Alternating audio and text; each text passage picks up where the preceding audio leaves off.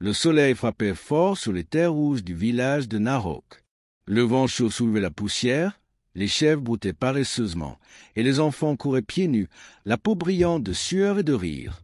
Parmi eux, 2 jeunes filles marchaient côte à côte, tresses bien faites, colliers colorés autour du cou. Elles étaient Nazira et Keia, filles de Mamatail, une veuve respectée dans le clan. Les gens du village disaient souvent « On dirait 2 étoiles tombées de la même nuit ». Nazira avait 18 ans. Elle était l'aînée, calme, posée, douce dans ses gestes comme dans ses paroles. Keia, elle, avait 17 ans, le regard vif, la démarche rapide, l'esprit toujours en ébullition.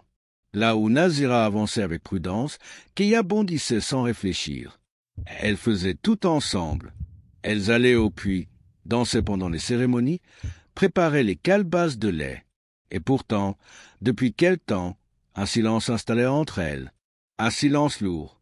Un silence de celles qui se regardent sans se dire. Tout avait changé le jour où le Lemay était revenu du Manyata, l'initiation guerrière. Le Lemay, c'était le fils du chef d'un clan voisin. Haut, musclé, le regard sombre, il portait son collier de perles et sa lance avec une fierté tranquille. Il avait 22 ans et désormais, il était un Moran, un vrai guerrier. Et selon la tradition, il devait prendre épouse. Et cette épouse, ce serait Nazira. La décision avait été prise entre les familles. Les anciens avaient parlé. Mamatail avait accepté avec fierté. Elle disait à qui voulait l'entendre « Ma fille portera le nom du clan guerrier. Elle sera la perle du feu. » Nazira ne disait rien. Elle acceptait, comme toujours. C'était son devoir, son destin. Elle n'avait jamais été contre. On ne lui avait pas demandé d'aimer. Mais Keia, elle, ressentait autre chose. Car depuis toujours, c'était le mec qu'elle regardait quand il passait avec ses amis. C'était son rire qu'elle attendait. C'était ses yeux qu'elle guettait pendant les danses. Et même s'il n'avait jamais rien dit, elle avait senti un jour ce regard furtif, cette seconde trop longue, ce silence gêné. Elle n'avait rien dit à sa sœur. Elle n'avait rien dit à sa mère. Mais son cœur brûlait comme le sable à midi. Le jour de l'annonce officielle, tout le village était rassemblé sous le grand acacia. Les femmes avaient chanté, les anciens avaient récité les bénédictions. Le Lemay était arrivé en habit de cérémonie, torse nu, le corps couvert d'ocre et de perles. Il s'était approché de Mamatail et avait offert la vache blanche, symbole d'engagement. Puis, il avait tendu un collier tressé à Nazira. Elle l'avait pris, les mains tremblantes. Tout le monde applaudissait. Sauf Keia. Elle s'était éloignée, seule, les mains serrées, les dents contre les lèvres. Et dans son ventre, un poison s'était réveillé. Pas la haine, pas encore, mais une envie, une brûlure, une certitude. Ce qui t'a été donné, Nazira, c'est ce que je voulais. Le soir tombait sur le village. Les tambours s'étaient tus, les chants de l'annonce de mariage étaient éteints, et la lune montait lentement dans le ciel noir. Dans la hutte, Mamatail préparait une tisane pour sa fille aînée. « Bois, ma fille. Tu dois être forte maintenant. Tu entres dans la cour des femmes. C'est un honneur. » Nazira prit la calebasse et sourit faiblement. Elle ne disait jamais non à sa mère. Elle était née pour obéir, pas pour rêver. Elle savait que le Lemay était un bon choix. Il était brave, beau, respecté. Mais dans son cœur, tout semblait trop silencieux. Pendant ce temps, Keia, elle, était restée dehors. Assise près du feu, seule. Les visages lui brûlaient encore. Les chants. Le moment où le Lemay avait posé le collier sur les épaules de sa sœur. Elle revoyait cette scène comme un coup de lance-langue, profond. Et ce qui la hantait, ce n'était pas le rituel. C'était ce moment où le Lemay avait levé les yeux vers elle. Un bref regard, un éclair, un doute. Il avait regardé elle, pas Nazira. Le lendemain, la tension était invisible, mais présente. Keia ne parlait presque plus à sa sœur. Elle évitait ses yeux. Elle se levait plus tôt, partait chercher le sol, s'éloignait pendant les danses. Elle sentait la brûlure de l'envie comme un feu sous la peau. Un après-midi, alors qu'elle revenait du puits, elle croisa le Lemay. Il se trouvait seul, accroupi près d'un enclos à chèvres. Ils échangèrent un regard. Et cette fois, il ne détourna pas les yeux. « Tu ne chantes plus » demanda-t-il. Elle haussa les épaules. « Je n'ai pas envie de chanter pour ceux qui ne m'écoutent pas. » Lemay sourit légèrement, surpris. « Tu n'as jamais été comme les autres. » « Et pourtant, c'est l'autre que tu épouses, dit-elle, la voix basse. Il se leva, soudain sérieux. « Ce n'est pas moi qui choisis toujours. Tu sais ce que les anciens attendent. Et moi, dit-elle, les yeux brillants. Moi, je ne suis qu'une ombre derrière ta promesse. » Il resta silencieux. Alors elle tourna le dos. Mais son cœur, lui, restait tourné vers lui. Ce jour-là, Nazira les vit de loin. Elle ne dit rien, mais son cœur, qui était toujours resté calme, commença à cogner un peu plus fort. Elle connaissait Keya. Elle savait lire ce silence. Et ce regard qu'elle avait surpris entre eux, ce n'était pas un regard de hasard. Elle alla voir leur mère ce soir-là. « Maman, tu crois que Lemay m'aime ?» Mama Tile, surprise, posa la main sur sa tête. « Ce n'est pas toujours l'amour qui compte, ma fille. C'est l'équilibre, l'honneur. Et toi, tu portes tout cela. » Mais ce que Nazira voulait entendre, ce n'était pas un proverbe. C'était un nom, une certitude, une vérité. Et au fond d'elle, une peur grandissait. Pas la peur de perdre un mari, mais celle de perdre une sœur. Le soleil n'était pas encore levé, mais déjà les tambours résonnaient faiblement au loin. Ce jour-là, les anciens du village s'étaient rassemblés sous le grand figuier sacré. Ce n'était pas une cérémonie ordinaire. Ils devaient fixer la date du mariage entre Nazira et Lemay et entériner officiellement l'union entre les deux clans. Les femmes du village, elles, préparaient déjà les offrandes. Mama Tile, droite comme une lance, supervisait les jeunes filles chargées de tresser les colliers et de peindre les calebasses de lait. Mais dans sa hutte, Keya restait couchée. Elle fixait le plafond de chaume, le cœur lourd. Elle savait ce qui se décidait dehors. Elle savait que bientôt, Nazira porterait le voile rouge du mariage, celui que sa propre mère avait porté. Et elle savait que Lemay ne serait plus qu'un souvenir interdit. Un homme qui appartient à sa sœur n'a plus le droit d'exister dans le cœur d'une cadette. Mais pourquoi ce cœur refusait-il d'obéir? Dans la grande clairière, les anciens se turent. Le plus vieux du clan se leva et déclara d'une voix grave. « Le mariage aura lieu dans 7 jours. Les bêtes sont prêtes. La dot sera versée. Que les deux familles s'honorent mutuellement. » Les cris de joie éclatèrent. Les jeunes hommes dansèrent, les femmes entonnèrent un chant ancien. Et dans le bruit, personne ne vit Keya sortir de sa hutte. Elle ne se mêla pas à la fête. Elle alla derrière les huttes, vers les collines, là où elle se rendait enfant pour pleurer en secret. Ce jour-là, elle ne pleura pas. Elle cria. Un cri court, brut, un cri que le vent emporta. Pendant ce temps, Nazira observait Lemay. Il ne souriait pas. Il restait silencieux, regardant le feu. Il remerciait poliment, mais ses yeux semblaient chercher ailleurs. Et elle savait exactement où ses yeux voulaient aller. Cette nuit-là, Nazira s'approcha de Keya. Dans la hutte qu'elle partageait, elle s'assit sans bruit à côté d'elle. Les deux sœurs restèrent un moment sans parler. Puis Nazira dit, « Dis-moi la vérité. Keya, tu l'aimes ?» Keya se redressa lentement, les yeux sombres. « Et toi, tu l'aimes ?» Nazira baissa les yeux. Un silence, puis un murmure. « Je ne sais pas, je fais ce qu'on attend de moi. »« Et moi, j'attends qu'on m'écoute, » répondit Keya. Juste une fois, elles restèrent là, deux ombres sur la natte, entre le devoir et le désir. Deux sœurs, deux battements de cœur opposés. Le lendemain, un événement inattendu vint tout bouleverser. Un messager du clan de Lemay arriva en courant, essoufflé. Une des vaches promises à la dot était tombée malade. Selon la tradition, cela pouvait être vu comme un mauvais présage. Le conseil fut convoqué en urgence. « Faut-il annuler le mariage ?» demanda un ancien. Mama Tile frappa le sol de son bâton. « C'est une bête, pas une promesse.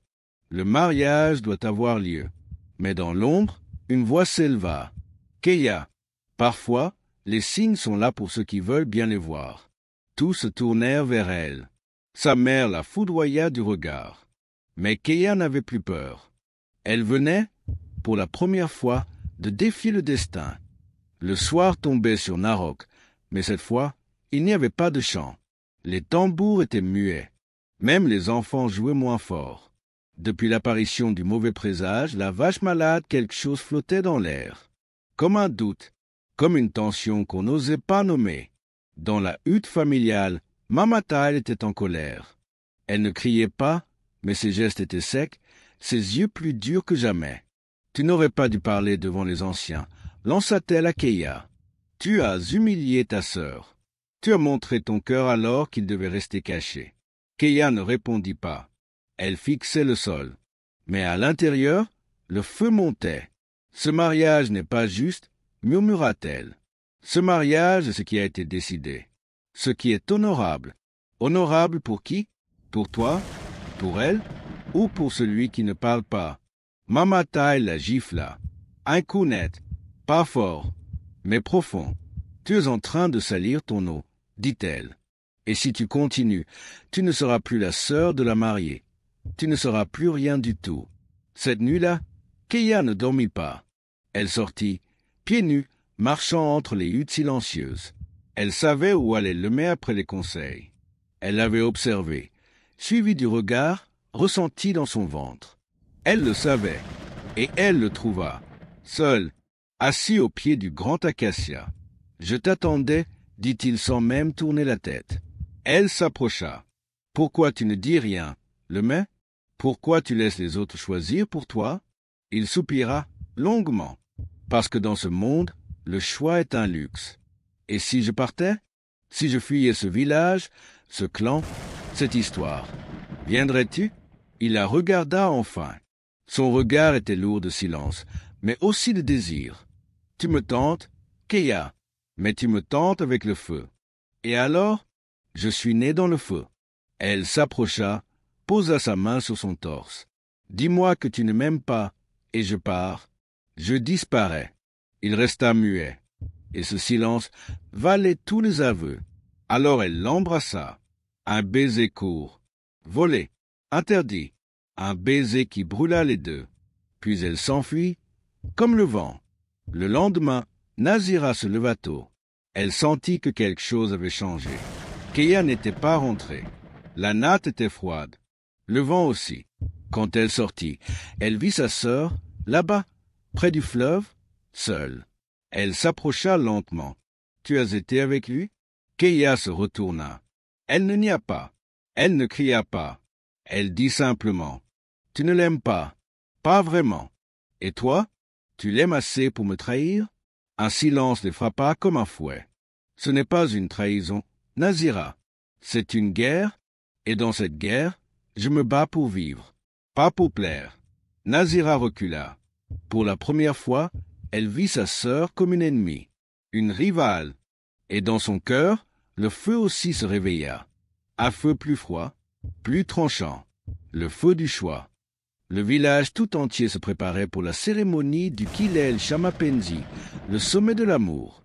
C'était un ancien rite massé, célébré 7 jours avant un mariage, où la future épouse offrait symboliquement une calebasse de lait à son époux, sous le regard du village. Ce jour-là, Nazira se para de son plus beau pagne rouge. Mama Tile avait choisi pour elle des perles rares, héritées de sa propre mère. Ses cheveux étaient tressés avec soin. Son visage, impassible. Mais son cœur, lui, brûlait comme la braise. Elle savait que Keia ne viendrait pas. Depuis leur échange au bord du fleuve, elles ne s'étaient plus parlé. Elles s'évitaient. Elles devenaient des étrangères partageant un sang commun. Et Lemay, lui non plus, n'avait rien dit. Mais chaque fois qu'elle croisait ses yeux, elle ne voyait pas l'amour. Seulement la fuite, comme s'il attendait que quelqu'un fasse un geste à sa place.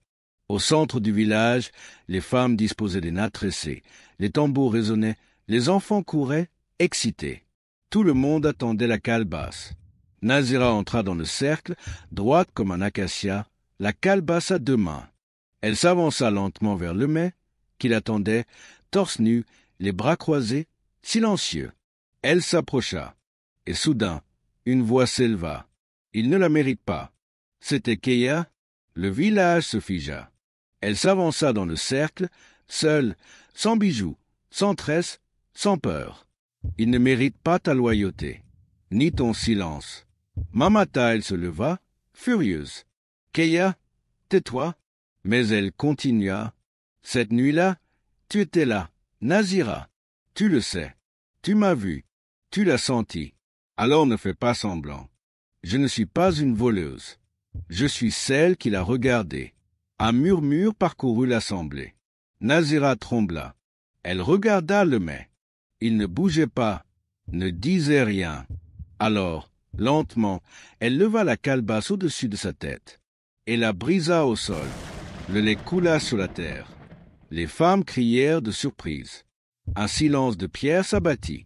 Si ni l'amour, ni la loyauté ne sont là, alors je ne donne rien, dit-elle.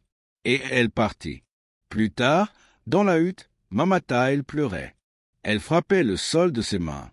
Vous avez brisé tout ce que j'ai construit, tout ce que j'ai protégé. Nazira s'approcha d'elle, calme. Tu nous as appris à obéir, mais jamais à choisir. Aujourd'hui, j'ai choisi. Tu n'auras plus de prétendants, plus de respect. Alors j'aurai au moins ma liberté. Keïa, elle, était partie marcher seule dans les collines. Le mets la rejoignit. Tu as détruit l'honneur de ta sœur. Elle se retourna, amère. Et toi, tu as détruit le tien. Il voulut lui tendre la main. Elle refusa. Ce que je voulais de toi, c'était un choix, pas un silence. Elle le regarda longuement. Tu es brave avec une lance, mais faible avec un cœur. Et elle s'éloigna, seule, mais debout. Les jours passèrent. Le mariage n'eut pas lieu. La honte tomba sur la famille comme un tissu noir qu'on ne pouvait plus retirer. Mamataël s'enferma dans sa hutte. Les autres femmes du village chuchotaient à son passage. Certains disaient qu'elle avait élevé 2 filles sans honneur. D'autres, plus discrets, murmuraient qu'elle avait élevé 2 filles trop fortes pour plier. Le maire retourna auprès des siens. Il ne parla plus jamais de cette histoire. 1 an plus tard, on apprit qu'il avait épousé une femme d'un autre clan. Keïa n'en dit rien, pas une larme, pas un mot. Mais au fond d'elle, elle ne regrettait pas. Nazira, elle, refusa tous les prétendants qu'on lui proposa après. Elle resta dans le village. Elle aida les femmes à accoucher, à cultiver, à tisser. Elle ne se maria pas. Elle ne voulut plus être offerte. Elle disait, « Je ne suis pas une dot, je suis une voix. » Et cette voix, peu à peu, on apprit à l'écouter. Quant à Keïa, elle partit. Un matin, sans bruit, avec une simple besace, elle quitta le village. Elle marcha longtemps. On dit qu'elle rejoignit une école dans une mission lointaine, qu'elle devint infirmière, qu'elle revint parfois aider dans les dispensaires de la région. Certains disaient qu'elle avait tout oublié. D'autres savaient qu'elle portait encore, au fond d'elle, le goût d'un amour interdit, mais surtout la force de l'avoir affronté. 1 an plus tard, les 2 sœurs se revirent.